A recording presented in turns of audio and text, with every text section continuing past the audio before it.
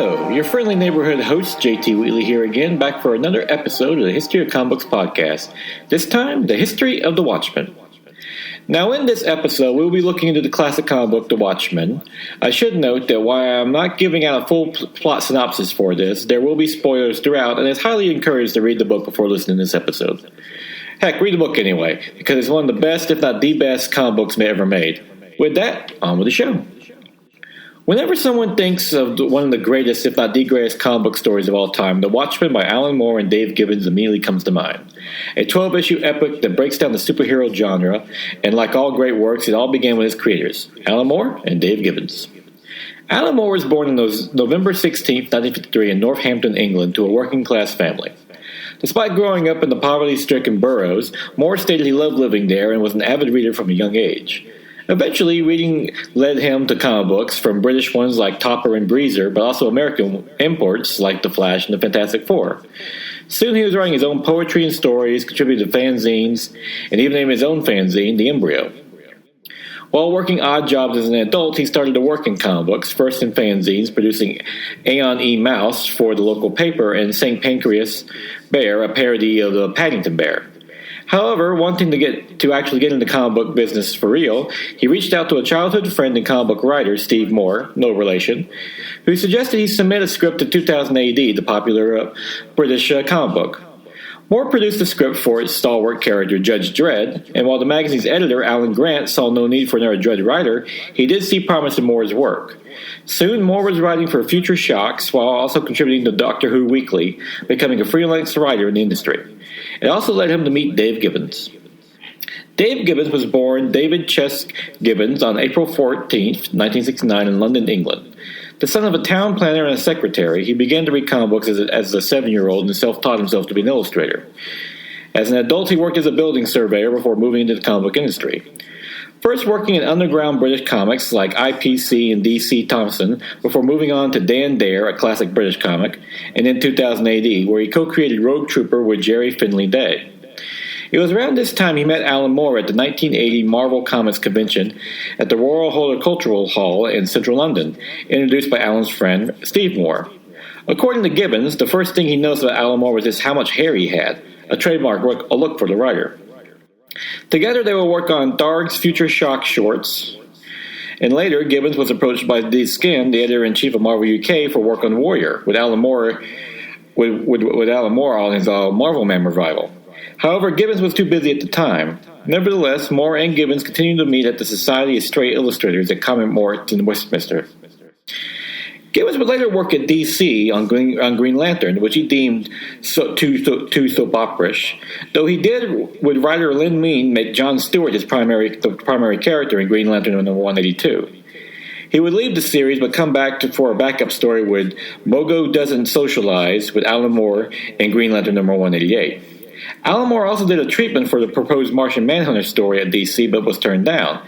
However, he was then offered Swamp Thing, which he would go on to revive to high acclaim. Moore then worked on Challenges of the Unknown with Gibbons again, and also on the classic Superman story for The Man Who Has Everything in the Superman Annual number 11 in 1985. Finally, they met again in the 1984 Chicago convention over a story idea. It was what would become The Watchmen.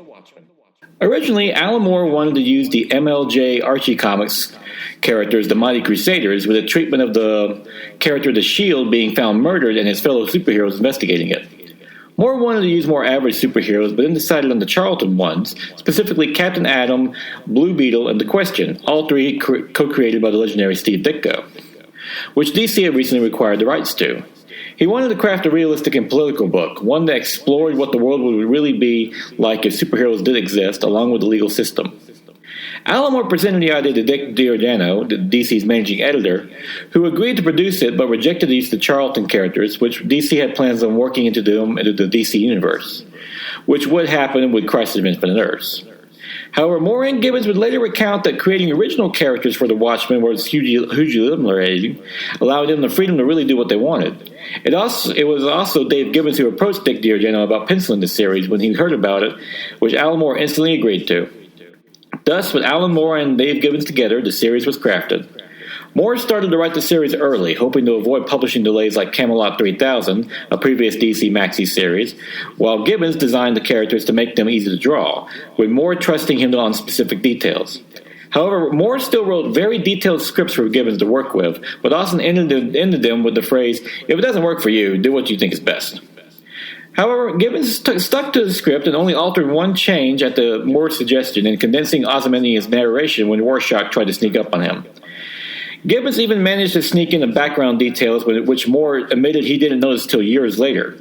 One artistic detail that was unique for the time, and even today, was the 9-panel layout, allowing for dense storytelling, something Gibbons preferred. Meanwhile, Moore was constantly calling on other comic book creators like Neil Gaiman for research questions. From the original treatment that was first featured, the Charlton characters, Captain Atom was reimagined as Dr. Manhattan, the Blue Beetle as Night Owl, and the Questioner as Rorschach. The idea behind Dr. Manhattan, who was named after the Manhattan Project, was that he would be the first superhero with actual superpowers in his universe, and as a result, he doesn't age, though his girlfriends keep getting younger. He will be used from everything to the Vietnam War, which the U.S. wins, thanks to him, and the police strike of 1977, which leads to the anti-superhero law.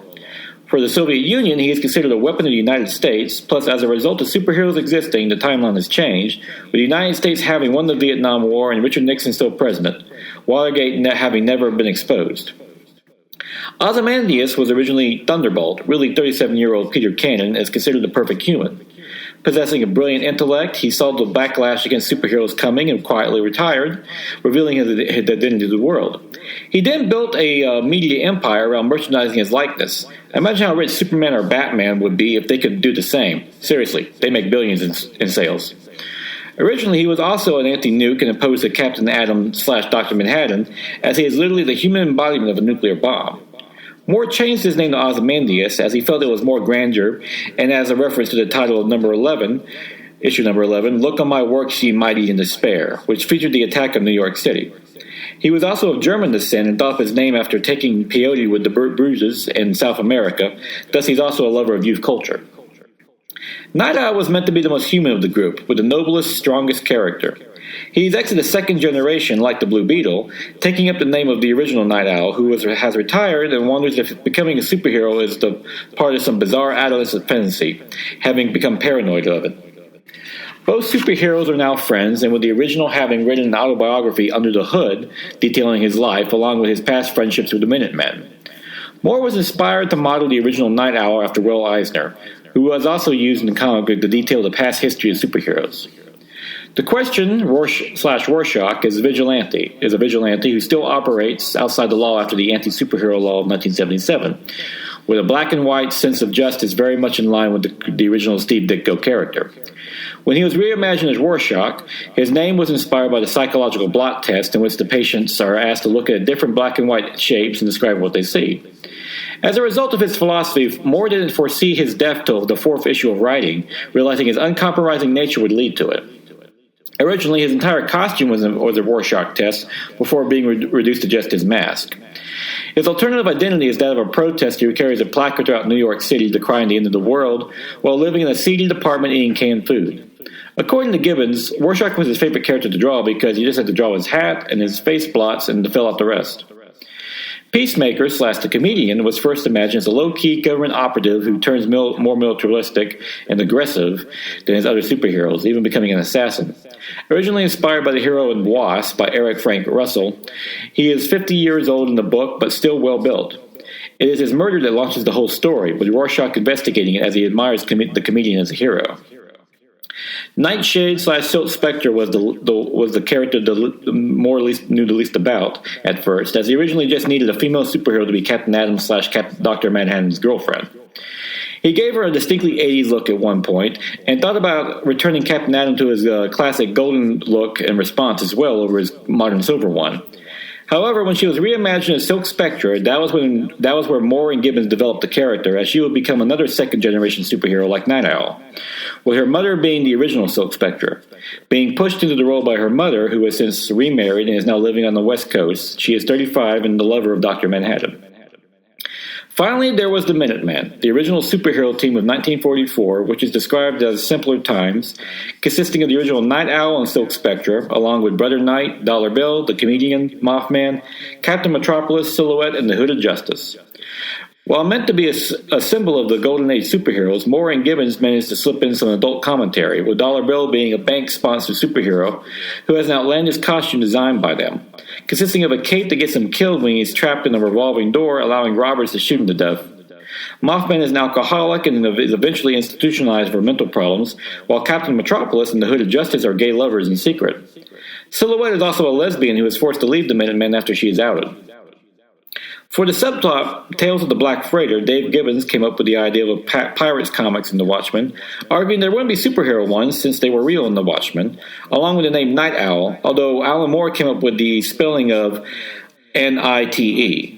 The logo was designed by Gibbons based on Alan's name and design, which would be incorporated to mimic the Doomsday Clock, a symbol of the possibility of a man-made disaster. He also modeled the look of the comedian after Groucho Marx, while changing the costume from a military one to a leather costume. One problem DC had was selling ad space in the Watchmen comic, leaving an additional 9 pages per issue. Thus, it was filled in with supplemental pieces, such as excerpts from the original Night Owl biography Under the Red Hood to flesh out the world. Lin Wein also decided against the letters page, believing it was unfair considering it was a maxi series that would eventually end. The pirate comic would soon become a major subplot in the story, and John Higgins was hired as the colorist, with Lin Wein the editor, with Dick Giordano remaining on as managing editor, though he stated he mostly stayed out of Alan Moore and Dave Gibbons' way. To quote Giordano, "Who copy edits Alan Moore, for goodness sakes?" Higgins had previously worked on 2000 AD and Judge Dredd, and he wanted to do Dr. Manhattan in a soft blue light. Moore's script was 91 pages, and he and Gibbons made the comic exactly as they wanted. Higgins avoided primary colors, as they were considered too bright and cartoony, and considering the moral gray areas of the Watchmen explored, having the secondary, thus mixed colors worked better. As the issue started to come out, with the first on September 1986, legends like Jill Kane and Julie Swartz openly praised it, along with Walter Simonson, Frank Miller, and Howard Chaykin. Chaykin said it was frickin' A, though he didn't use the word frickin' at a New York meeting. Archie Goodwin reportedly loved it so much he sent a garbage bag as a fan letter. Meanwhile, Alan Moore was still working on the Swamp Thing, Batman the Killing Joke, and other DC works. This was impressive when the issue Phil for Symmetry came out, which literally began and ended in the same way. Moore wrote it 2 pages at a time and had to have the script sent by taxi to Gibbons at $100 a trip, since he lived 50 miles from Moore. While Gibbons went to the San Diego Comic Convention, they had to be airmailed to him. When no scripts arrived one day, Gibbons enjoyed a small break, though Dick Giordano mocked him for it. It was this piecemeal approach, though, that did lead to The Watchmen being delayed, as by issue number 5 and number 6 were out, issue number 9 was still being written. At one point, he would complain to Moore to feed him, and even had his wife and son draw the panel grids for the final issues to help him meet the deadlines. Despite this effort, the last issue of The Watchmen, number 12, would be late by 1 month, coming out in October of 1987. Despite these delays, the fan reaction was overwhelming whenever Gibbons went to San Diego or the Atlanta conventions. Gibbons would call it the most complex work of his career, as did Higgins. Both artists and colorists worked closely together, with both having children around the same age who could play together. He started to make color notes on everything, including the Sugar Cube wrappers. Higgins later darkened the colors for Walter Kovac's story and used mostly watercolor as his technique. Nevertheless, Higgins would be disappointed with the coloring in the first printing, and when the comic was simply re-released in 2005 for a Prestige Absolute Edition, he leaped at the chance to fix it. For the Owl ship, the second Night Owl's vehicle, Gibbons actually sketched out a workable design for the vehicle so to make it as realistic as possible. As a major theme of The Watchmen was foreshadowing, from the Gordian knot story in which Alexander the Great, the hero of Ozymandias, was challenged to untie a knot, claiming whoever did it could rule the world. Alexander simply cut it in half with his sword. A painting of this is figured prominently in the book, along with the Gordian Knot Lock Company being created in the comic. Gibbons discovered the Gale crater on Mars from a photograph and noticed how much it resembled a smiley face, thus working that into the story as well as the place where Dr. Manhattan goes on to Mars. Much of this was inspired by William S. Burroughs, who Alan Moore admired for his use of symbolism throughout his work. Gibbons also got inspiration from the Grateful Dead album cover Aoxomoxica, a palindrome or a word that is spelled the same way forwards and backwards, inspiring the Fearful Symmetry issue. It also included Skull and Crossbones in the center and a Tales of the Rum Runners album cover as well. One problem that came with The Watchmen was the ending, which Alan Moore realized was similar to the classic Outer Limits TV episode, The Architects of Fear, in which a group of scientists decided to create a fake alien invasion to unite the world in peace. Alan Moore didn't realize this at first and was ironically inspired by President Ronald Reagan's speech about what would happen under just such a scenario. Moore, whose politics veered left, wanted to be critical of Reagan but felt he was too popular at the time, so instead he had Richard Nixon still be president somehow, which is never really explained how he got past term limits. Len Wein, the editor, argued with Alan Moore to change the ending, demanding it be more original, but Moore refused, and thus Wein quit in response. Alan Moore would write in a reference to the TV episode in that issue, though. When The Watchmen came out, it was the banner year of 1986, arguably the greatest year in comic book history, sharing it with Frank Miller's The Dark Knight Returns and Art Spiegelman's Mouse, of which Alan Moore wrote the introduction to. The original comics sold so well in 1986 and 1987 that DC briefly beat Marvel in sales again. Many thought it was so good they called it a graphic novel over being a comic book, though Alan Moore has always preferred the term comic book. And it became an instant bestseller in 1987 when it was collected, even finding a place in public libraries. Like many other things, The Watchmen also helped start the trend of collecting comic books in the trades for future sales. Soon it would sweep the Kirby Awards, the precursor of the Eisner and the Harvey Awards, and the Eagle Awards as well. Even those outside of comic books praised the medium, praised the work, with Time magazine calling it, by common assent, the best of the breed of comics, while it won the Hugo Award in 1988 in the Other Forms category. Of course, with the success of The Watchmen, merchandising was bound to follow, the most popular being the iconic smiley face badge. A role-playing game, Who Watches the Watchmen, was also developed and with lead figurines. Soon the characters were featured in the Who's Who in DC Universe and the History of DC, with Gibbons providing nearly every illustration. However, both he and Alan Moore refused to work on any spin-off. In a move Gibbons admits was pretty dumb in hindsight, he also sold off all his original artwork as the series was being made, no doubt worth far more than what he originally sold it at. However, the success of The Watchmen would cause friction between Alan Moore and Dave Gibbons and DC over ownership of the series. Not wanting to do a standard work-for-hire agreement, Moore and Gibbons had a reversion clause written into their contract, meaning if the comic book ever went out of print, the copyright would revert back to them. According to Moore, so he and Gibbons could end up making money from all the merchandising like Slurpee cups. However, they made the mistake of creating one of the greatest comics of all time, and as a result, it doesn't go out of print even if DC wanted it to. For The Watchmen to go out of print would be like To Kill a Mockingbird to do the same. The perpetual demand just won't let it happen. Moore and Gibbons do receive 8% earnings from the royalties from the series as a result, though, something many creators would consider a godsend. However, for Moore, along with the same clause being used for V for Vendetta, he broke off from DC in 1989, never to return. Not even on the 15th anniversary of the series in 2000, in which the company were planning to release this line of Watchmen action figures. Alan Moore felt that DC was improperly treating his American Best Comics, ABC, which was part of Wildstorm, that had been bought by DC in 1998, and stated the anniversary he was just a celebration of DC taking Watchmen from him and Dave Gibbons. As a result, DC never released the figures, despite showing prototypes at the 2000 San Diego Comic Book Convention. One place The Watchmen was intended to expand from the beginning was into films, with producers Lawrence Gordon and Joel Silver acquiring the rights in 1986 for 20th Century Fox. Alan Moore was asked to write the screenplay, but he declined, so Sam Hamm, who would later write Batman and Batman Returns, was hired. Reportedly, Hamm's script made the origin more manageable despite involving an assassination and a time paradox, and was never produced. In 1991, Fox put the film in turnaround, where it was eventually moved to Warner Brothers, DC's parent company, with director Terry Gilliam attached and Charles McCohen hired to rewrite the script, where he restored Rorschach's voiceover and other key scenes for the plot. However, at 120 pages, the script was reportedly to cost $1 million a page or $120 million budget. Not uncommon for modern blockbusters today, but unheard of at the time, and Gilliam was only able to raise $25 million for the film. Gilliam, who has gained a reputation for his movies going over budget, made further investors reluctant.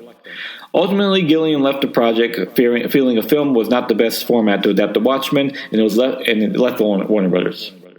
Gordon then reached out to Gilliam to come back as a director and film it independently, but Gilliam said the material was better suited for a 5-hour miniseries.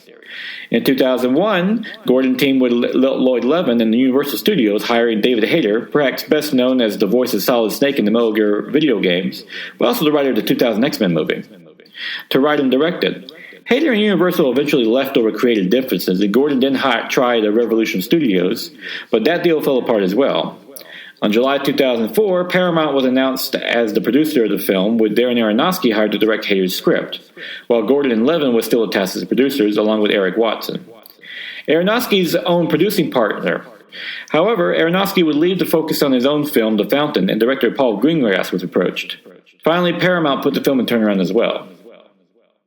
On October 2005, Lawrence Gordon and Lloyd Levin approached the Warner Brothers again.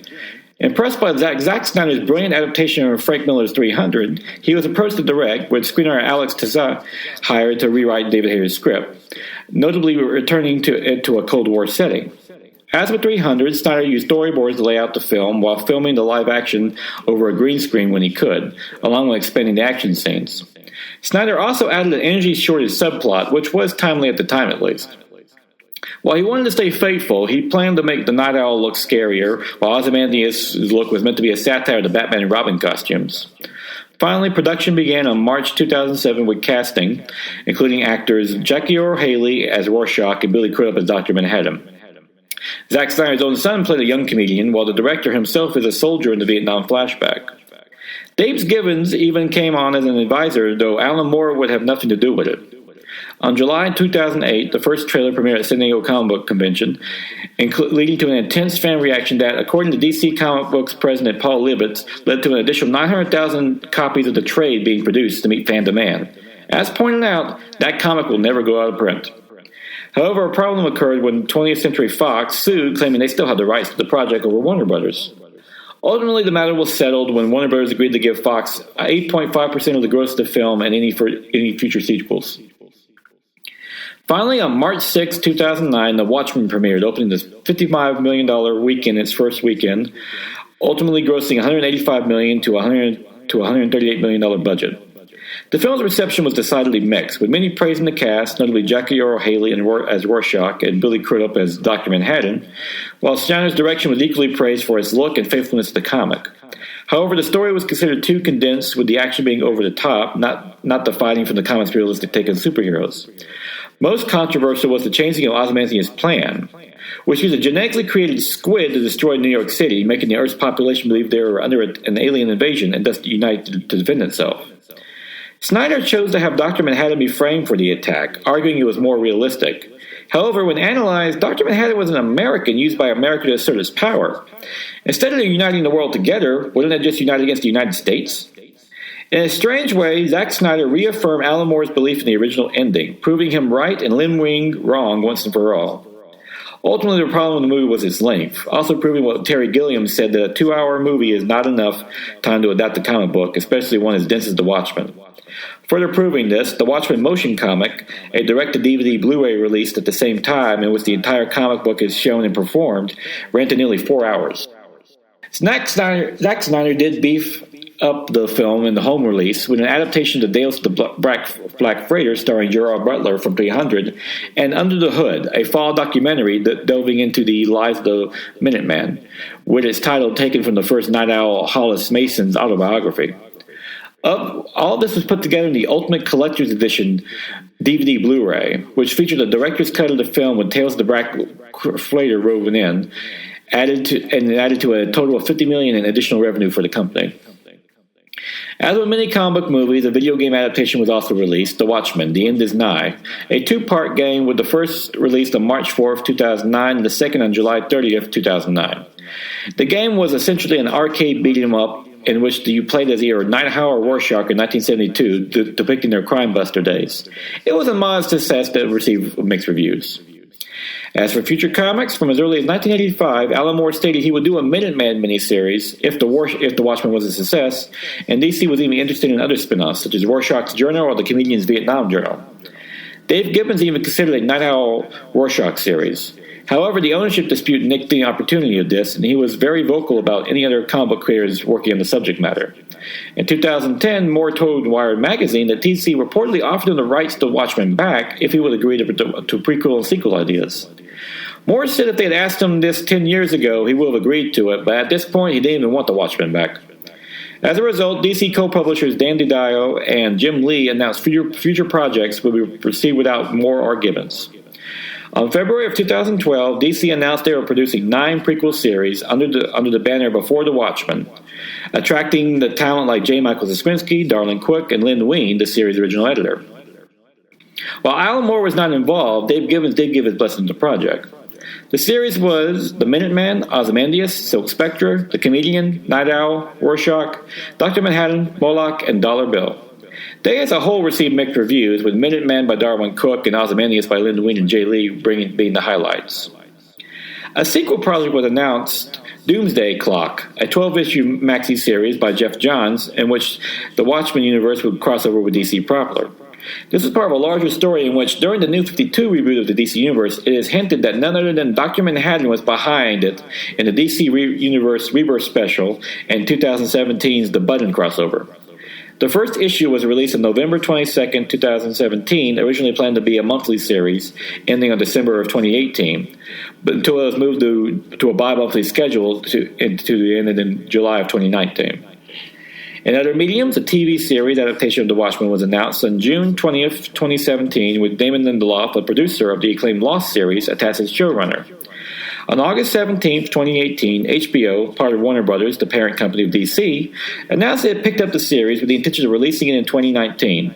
Jeremy Irons and Regina King have already been cast in unspecified roles, with Dave Gibbons once again giving his seal of approval. As for The Watchmen's overall legacy, it remains one of the most highly regarded comic books, if not works of fiction, ever made, appearing in Time magazine's top 100 novels of all time in 2005, the only graphic novel, and number 13 in Entertainment Weekly's top 50 in 2008. While setting an example for all comic books to come, it has even made influence in other areas, notably Edna Mole's hilarious "No Capes" speech in The Incredibles movie of 2004, which is a direct reference to Dollar Bill being killed when his cape is caught in a rotating door while chasing a robber. However, it also has the unintended side effect, along with The Dark Knight Returns, in making creators and publishers believe that it was dark, gritty nature of these comics that made them great, not the intelligent storytelling and the love of the superhero genre. Alan Moore has personally criticized this, stating he wanted the Watchmen to liberate the superhero genre into new areas, not get stuck in one. As for the creators, both Alan Moore and Dave Gibbons have gone on to successful careers afterwards, with Moore having distanced himself from the work, while Gibbons continues to be supported in future ventures. Of course, they still receive their 8% of all royalties, as per the original DC contract, though reportedly Moore gives his share to Gibbons in personal protest. Moore himself continues to be one of the comic book's most acclaimed writers, with From Hell to The Legal Extraordinary Gentleman, along with Tom Strong, a two-fisted, lighthearted adventure book that is the opposite of The Watchmen. Moore himself trying to prove that comic books can be many things. However, Moore has refused to work with large publishers like Marvel and DC anymore, especially under classic characters, as he stated in an interview on Fanboy Radio, that when he sees Superman or Spider-Man, he just sees the ghosts of their creators who were cheated out of their work. Gibbons has continued to work on as well, with no such hang-ups, working with Frank Miller on Give Me Liberty, and even recently contributed to Action Comics number 1000. Nevertheless, it is The Watchmen that will be most remembered for, a book that truly set the standard for the comic book medium and the superhero genre. Movies have their Citizen Kane, for comic books, it is The Watchmen. I would like to note that my main sources for this episode was Watching The Watchmen by Dave Gibbons, Chip Kidd, and Mike Essel, which details the artist's side of making the classic story, along with Absolute Watchmen release, which on top of featuring the remastered comic with John Higgins' corrected coloring, but also a great backup feature in the making as well. Both for great reads, and while pricey, pick them up wherever books are sold.